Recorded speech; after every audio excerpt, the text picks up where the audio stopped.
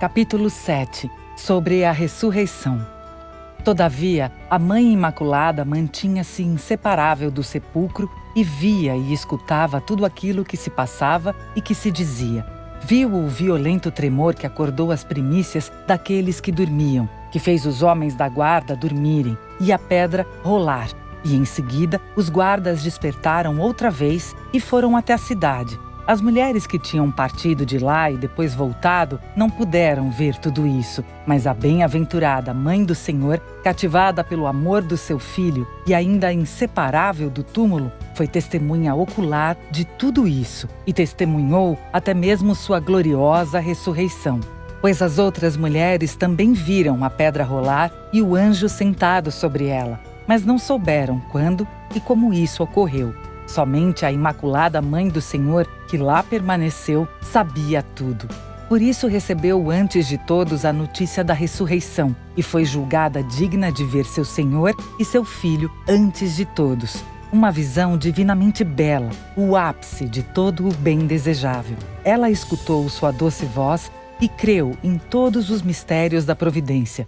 Assim como crera anteriormente naqueles da encarnação, agora cria naqueles da ressurreição. E não apenas por ser a Mãe Imaculada e Santa, mas também por ter permanecido junto a ele de maneira solícita na hora de sua paixão, e por ter sofrido compassivamente, quando dele recebeu a força da alma para não morrer com ele. Por isso, Maria vive com Cristo e é glorificada com Cristo. Assim, a Santíssima Mãe do Senhor viu a ressurreição de seu Filho antes de todos e avisou-o aos discípulos, e antes às miróforas. E se os evangelistas nada relataram sobre isso na história da ressurreição, se omitiram a descrição do testemunho da mãe, foi para que ninguém duvidasse da visão da ressurreição em virtude de ela ter sido relatada pela própria mãe. Ademais, alguns poderiam dizer que os evangelistas escreveram aquilo para demonstrar complacência pela Santa Rainha e porque ela foi testemunha ocular. Não mencionaram nada a respeito devido a tudo isso, mas descreveram o que as outras miróforas disseram. Assim, a Santa Theotokos viu com seus próprios olhos a ressurreição de seu filho e rei. Regozijou-se, foi até a casa do discípulo muito amado e esperou a hora da ascensão do Cristo. Essa casa era de Sião, como escrito acima, pois o evangelista João, após a morte de seu pai Zebedeu, vendera parte do que herdara e os bens que tinha na Galiléia, e comprara em Jerusalém a casa de Sião, onde acolheu a Santa Theotokos, seguindo a ordem de seu senhor e mestre, e a serviu. Em razão dessa casa, ele tornou-se conhecido do sumo sacerdote, como diz o Evangelho. Esse discípulo era conhecido do sumo sacerdote, e os discípulos achavam-se na casa por medo dos judeus, que lá apareceu o Senhor e entrou pelas portas fechadas, depois da ressurreição, e soprou sobre eles, dizendo-lhes: recebei o Espírito Santo. Também lá, após 8 dias, Cristo satisfez a vontade de Tomé e lhe mostrou as marcas dos pregos. E foi lá que, após a ascensão do Senhor, os apóstolos celebraram os primeiros mistérios da Santa Missa. E a Santa Theotokos teve aquela casa como morada após a ascensão do Cristo. Então, antes deste evento, depois que ele ressuscitara dos mortos, sua santa e sempre gloriosa mãe estava nessa mesma casa e aguardava o seu retorno, pois seria o remate do seu desígnio e vida terrena. Depois da ressurreição e antes da ascensão, o Senhor apareceu várias vezes para a sua Santíssima Mãe, quando lhe convinha, e a consolou mais de uma vez, porque a agradava. No entanto, não se manifestou com frequência aos discípulos, mas apenas quando necessário, e tomou o mesmo alimento na frente deles, para que acreditassem que não estava aparecendo falsamente e que era verdadeiramente o Senhor Jesus Cristo, seu Rei e Mestre. Então, quando fez os discípulos compreenderem os inúmeros mistérios, prometeu-lhes a chegada do Espírito Santo e ordenou que permanecessem na cidade até que fossem revestidos da força do alto. Depois os levou para fora da cidade, até Betânia, e os abençoou. Lá também estava a Santa Theotokos, pois também era apropriado que estivesse ali depois de ter seu coração partido no momento da paixão, mais do que o de qualquer outra pessoa, e depois de se manter inseparável dele, pois assim veria sua gloriosa ascensão e se rejubilaria. O Senhor prometeu aos apóstolos a vinda do Espírito Santo e os abençoou. Porém, a toda Imaculada e Santa Mãe era bem-aventurada desde o princípio, desde que escutara: Ave cheia de graça, o Senhor é contigo. Bendita és tu entre as mulheres. Ela recebeu essa verdadeira bênção em seu ventre e deu à luz a destruição de todas as maldições. Assim, desde o princípio, também estava cheia do Espírito Santo e revestia a força das alturas. A partir daquele dia, o Santo Espírito veio sobre ela e a força do Altíssimo a envolveu, como disse o arcanjo Gabriel. O Espírito Santo descerá sobre ti e a força do Altíssimo te envolverá. Então todas as promessas cumpriram-se nela, e ela recebeu a coroa do reino dos céus e da terra, assim como seu filho, que ao ressuscitar dos mortos, não apenas como Deus, mas também como homem, recebeu todo o poder no céu e na terra. Então, quando o Senhor ascendeu para o céu e os apóstolos e a Santa Virgem o viram nas alturas, ele enviou de imediato anjos para consolá-los e anunciar sua volta e nova vinda. E assim, eles o adoraram e voltaram para Jerusalém, com muita alegria, e perseveraram na oração com glória, juntamente com Maria, mãe de Jesus, e os irmãos dele, pois a Santa Theotokos sempre participava e era guia de todos os bens. Após a ascensão do Cristo, ela, tesouro de todos os bens, realizou todos os bens enquanto esteve em sua terra. A Santa Mãe do Cristo foi modelo e guia de todos os bens também após a ascensão, sendo modelo para homens e mulheres e condutora de todas as boas ações por meio da graça e do auxílio do seu glorioso Filho e Rei.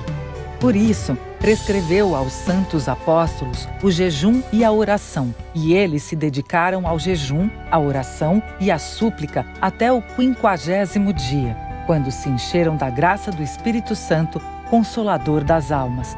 A partir de então, esses dignos apóstolos partiram para pregar o Evangelho e disseminar a palavra da vida por Jerusalém e por toda a Judéia, e pouco tempo depois fizeram-no também pelas extremidades do orbe terrestre, conforme a ordem do Espírito Santo.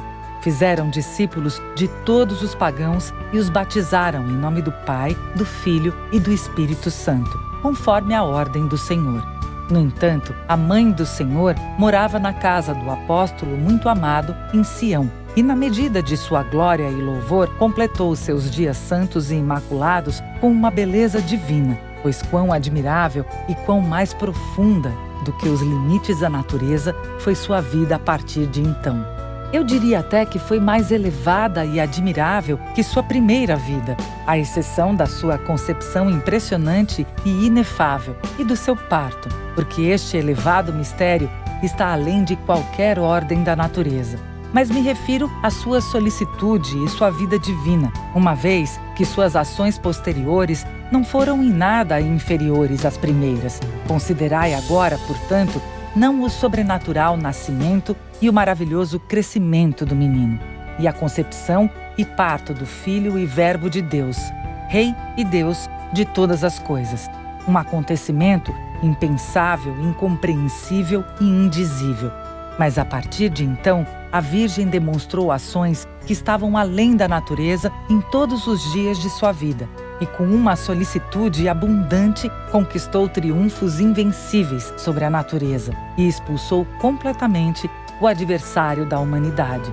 Em seguida, na realização de seus labores, suportou inúmeras tribulações, provações, luto, lamentações durante a crucificação do Senhor e foi revestida de vitória por todos os lados. Obteve uma miríade de coroas de triunfo e foi designada rainha de toda a criação. Depois, o mais grandioso de tudo é que ela viu seu filho ressuscitar do sepulcro e subir ao céu com a natureza que tomara dela, o Filho e Verbo do Pai, verdadeiro Deus e Rei de todas as coisas. Após tamanha glória, Maria não teve de modo algum uma vida sem provações ou trabalhos, sem solicitude, longe disso. Mas como somente agora ela iniciava sua divina vida pública e ministério, ela não deu sono aos seus olhos, nem repouso às suas pálpebras, nem repouso a seu corpo. E quando os apóstolos se dispersaram pelo mundo inteiro, a Santa Mãe de Cristo, como rainha de todos, no centro do mundo inteiro em Jerusalém,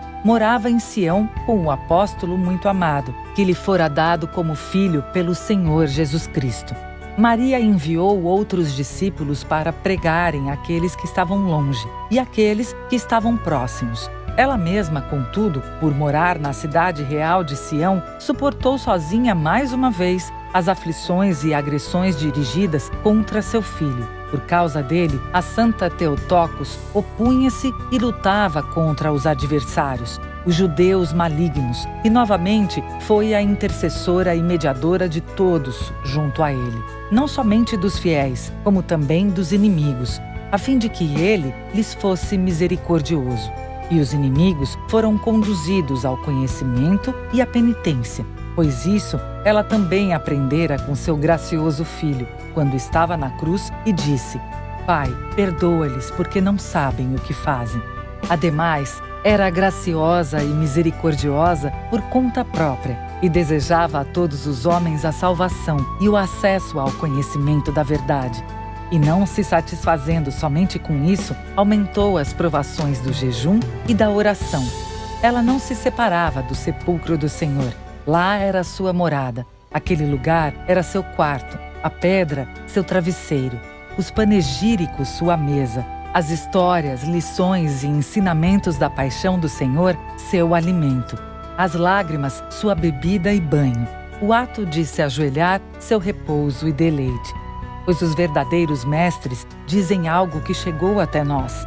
Como ela se ajoelhava frequentemente, suas santas mãos tornaram-se extremamente calosas, aquelas mesmas mãos com as quais segurara no colo o Senhor que nascera de seu ventre sem semente. E agora, mais uma vez, ela suplicava e rogava. E quem seria capaz de descrever em detalhes seus labores e ações de uma beleza divina? Se alguém os narrasse ou escrevesse um por um, a quantidade de escritos se provaria enorme. Mas é sabido que, assim como ela permaneceu sua dispensadora e mestra e rainha de todos os fiéis e daqueles que esperavam em seu nome, homens e mulheres, seus companheiros e discípulos, também ela se preocupava e se angustiava com todos, e os olhos de todos nela esperavam. E no lugar do seu Senhor Jesus Cristo, na presença de seu corpo entre os homens, viam aquela que o dera à luz corporalmente, a Mãe Imaculada e supremamente bem-aventurada. Ela os consolava e também os encorajava, a fim de que passassem por provações e fossem generosos para com todos.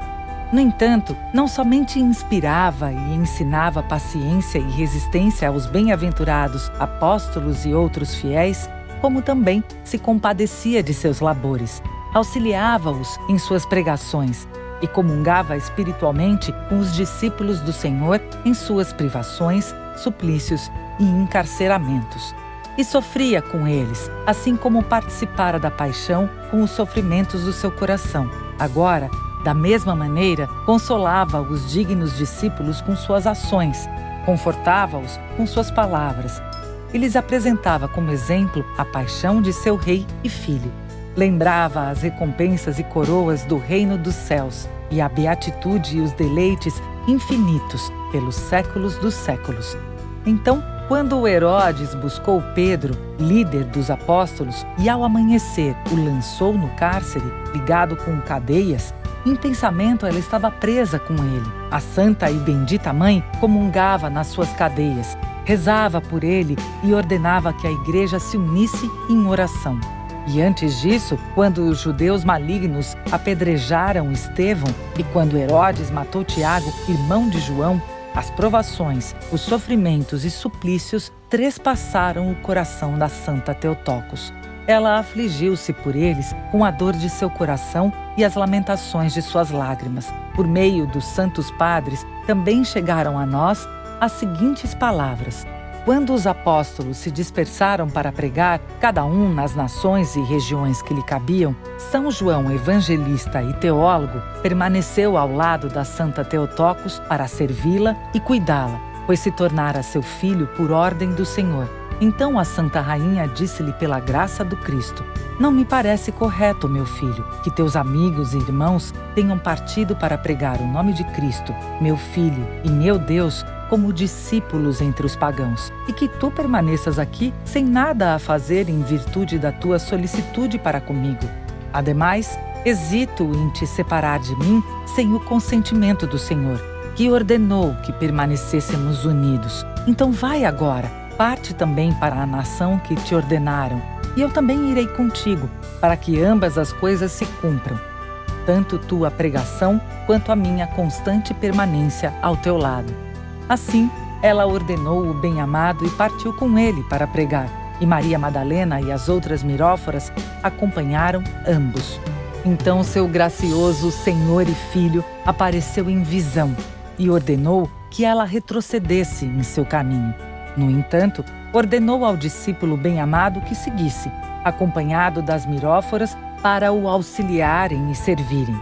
Inicialmente, permitira que ela partisse, a fim de que o zelo e entusiasmo da Santa Rainha se tornassem conhecidos, e porque o evangelista não desejava deixar a Santa Theotokos. Depois, porém, ordenou seu retorno, para que sua honra fosse excepcional e não unida à dos apóstolos, para que ela os enviasse e não ela fosse enviada, para que conduzisse os fiéis e a igreja de Jerusalém e se ocupasse disso juntamente com Tiago, irmão do Senhor, que fora designado bispo local. Assim, aonde quer que ela fosse, a terra tornava-se bem-aventurada com sua ida. E foi novamente para Jerusalém, onde morou na casa de João. No entanto, o teólogo e evangelista, conforme a ordem do Senhor, partiu para Éfeso, cidade da terra da Ásia, com as miróforas e também Prócoro, um dos 7 diáconos. Lá, proclamou o nome do Cristo Deus e iluminou aqueles que se encontravam nas trevas. E lá, sofreram com ele as dignas miróforas, que se tornaram suas companheiras apostólicas. Alguns morreram com as provações, outros morreram em martírio e pelo sangue derramado, e foram encaminhados ao Rei e Mestre Cristo, portando dignas coroas. No entanto, após a partida de João, o evangelista, o bem-aventurado Tiago, filho de José, que era chamado de irmão do Senhor devido à sua imensa virtude, cuidou da Santa Mãe do Cristo e a serviu, assumindo o lugar de João.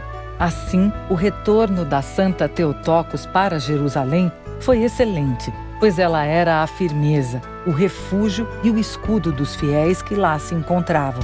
E todas as preocupações ou labores dos cristãos eram confiados a toda Imaculada, pois estavam entre o povo judeu insubmisso e revolto. Aqueles que criam em Cristo eram acossados por combates e mortes de todos os lados, e ela os consolava e fortificava a todos. Maria foi assim a bem-aventurada esperança dos cristãos de sua época e dos que vieram depois, e até o fim do mundo será a mediadora e auxiliadora dos fiéis.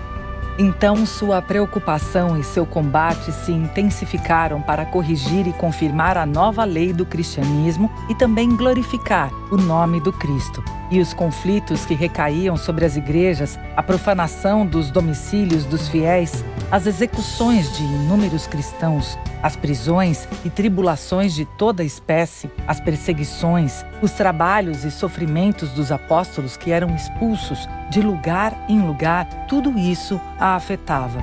Sofria por todos e cuidava deles com suas palavras e ações. Era o modelo do bem e o ensinamento da excelência no lugar de seu Senhor e Filho, bem como intercessora e mediadora de todos os fiéis.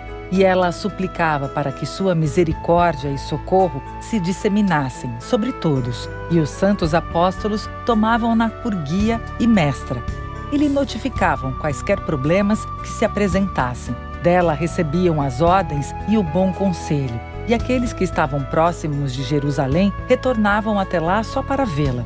Dirigiam-se a ela repetidas vezes e contavam-lhe tudo aquilo que haviam feito e como pregavam, e tudo era realizado conforme suas instruções. Desde que tinham partido para terras longínquas, fazia questão de voltar a Jerusalém todos os anos durante a Páscoa e de celebrar com a Santa Teotocos a festa da ressurreição do Cristo.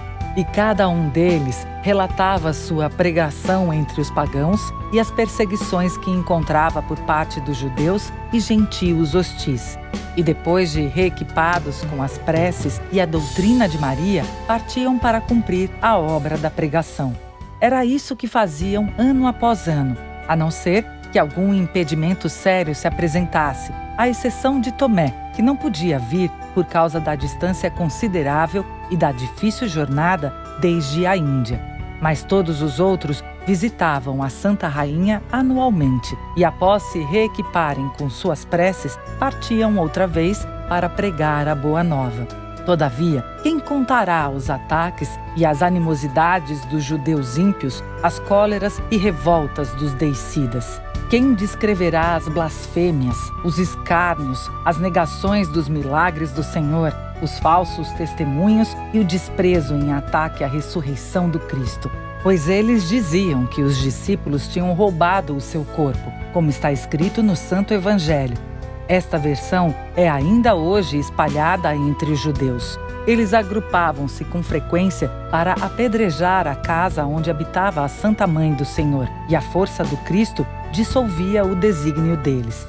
Mas, uma vez, reuniram-se na perdição os filhos da cólera, os rebentos da impureza, povo fraudulento e revoltado, frívolo e insensato, uma nação contemplando a ruína, em que não há compreensão, cuja cólera é semelhante à das serpentes venenosas e surdas que fecham os ouvidos. Esses deicidas ímpios escolheram com que fogo incendiariam a casa onde morava o tesouro da vida, a mãe do Senhor Jesus Cristo, para destruí-la até os alicerces. Tinham nas mãos fogo, pedras e barras de ferro para destruir as paredes, e cercaram a cidade de Deus com sua tropa e aos gritos. Mas não foram capazes de tocar nela, porque a santa cidade se fortificara ainda mais. Disse o profeta a seu respeito: de ti se anuncia um glorioso destino, ó cidade de Deus. Pois o fogo se virou contra eles e queimou muitos dos ímpios. As pedras que haviam sido lançadas ao teto da casa santa se voltaram contra eles e os esmagaram. Os martelos e barras de ferro caíram no meio da poeira e o plano maligno fracassou. Sua dor voltou-se contra eles próprios. Suas mentiras recaíram em suas próprias cabeças. Suas espadas trespassaram seus próprios corações. Seus arcos se quebraram e o inferno, em sua ira, devorou vivos a muitos. Todos os fiéis viram isso e louvaram o Cristo. O justo terá a alegria de ver o castigo, disse o profeta. Tais foram as ações dos judeus malignos que, desde suas primeiras más ações, não cessaram até realizar todas as suas impiedades e condenarem à morte, e morte de cruz, o gracioso Rei e Criador de tudo. E agora hostilizavam audaciosamente a Santa Mãe toda imaculada, mas o tormento deles se voltou contra si próprios.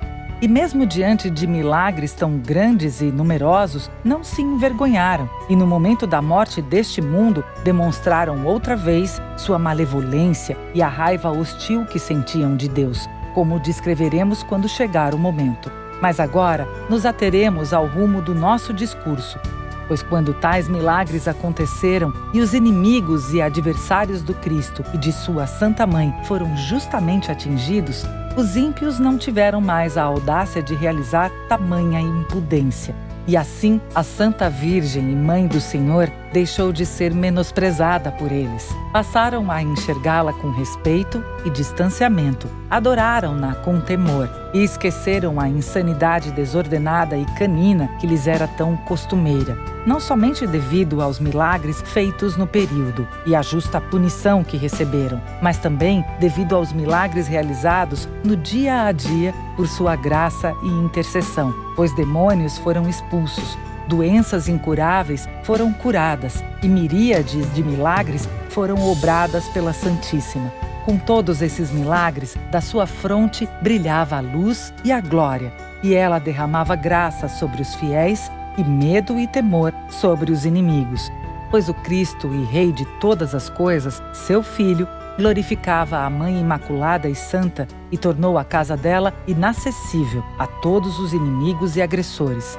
E pela graça e intercessão da Santíssima Theotokos, o número de fiéis aumentou e se multiplicou, e a fé dos cristãos se fortificou.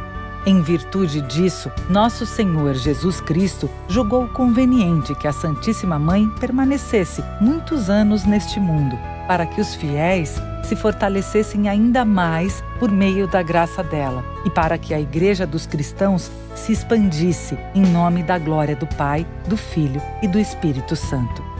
No entanto, a bem-aventurada e glorificada Mãe de Deus, imensamente honrada pelo Filho, finalmente chegara a uma idade avançada, pois a rainha de todas as criaturas aproximava-se dos 80 anos nesta vida passageira. E seus labores, preces e súplicas a seu filho jamais cessavam. Pelo contrário, aumentavam dia a dia, deixando-a realizada a cada boa ação. Sempre parecia pequena e humilde, e crescia com os labores e obras de caridade. Fomos informados, após muitos anos, que suas santas genuflexões se faziam no mármore de Sião e que sua cama era de pedra, para o caso de a natureza do corpo exigir um pouco de sono. Ademais, era muito pobre e sua misericórdia a fazia superar a pobreza. Os jugos dourados e veneráveis sucediam-se uns aos outros, riqueza na pobreza, abundância na carência, simplicidade de coração. Todavia, não era misericordiosa somente para com seus entes queridos e amigos, mas também para com estrangeiros e inimigos, pois era verdadeiramente a Mãe da Misericórdia, a genitora do gracioso e benevolente, que fez nascer o sol tanto sobre os maus como sobre os bons, e faz chover sobre os justos e sobre os injustos. Era a mãe daquele que encarnou e foi crucificado por nós, inimigos e apóstatas, para derramar sobre nós sua misericórdia. Era a mãe da pobreza, da miséria e do enriquecimento de todos, porque o rico se fez pobre por nossa causa, para que nós, pobres e pecadores, enriquecêssemos. O discurso até aqui abordou seus labores, sua generosidade e suas grandezas. A respeito de tudo isso, serei breve e direi principalmente o seguinte: ela deu à luz um filho de modo sobrenatural, o Verbo de Deus encarnado. Teve assim uma vida e uma conduta também sobrenaturais, sendo vitoriosa em tudo o que aconteceu antes e depois disso, pela abundância e pela nobreza de suas virtudes e boas ações. De tal maneira foi engrandecida que a semelhança do sol brilhou mais que todas as estrelas.